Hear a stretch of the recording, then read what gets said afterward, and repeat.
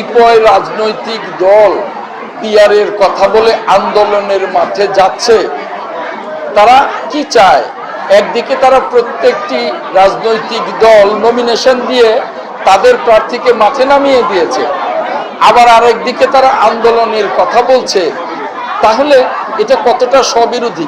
আমি বলবো ওই কতিপয় রাজনৈতিক দল গণতন্ত্রের অগ্রযাত্রাকে ব্যাহত করতে চায়, ওই কতিপয় রাজনৈতিক দল দেশের সমৃদ্ধিকে ব্যাহত করতে চায়।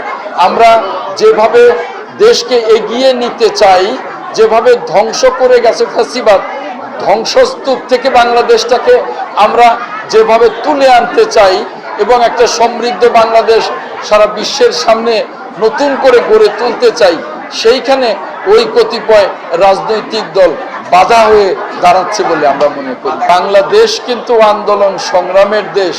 একেবারে 69 থেকে শুরু করে এই 2024-এর 5ই আগস্ট পর্যন্ত যতবার বাংলাদেশকে টেনে পেছনে নেয়ার চেষ্টা করেছে যত অশুভ শক্তি, সকল অশুভ শক্তির বিরুদ্ধে সারা জাতি আন্দোলন করে কিন্তু বিজয় অর্জন করেছে।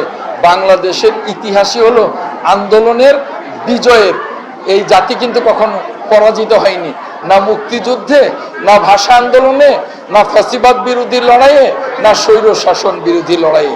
আমরা বিজয়েরই জাত।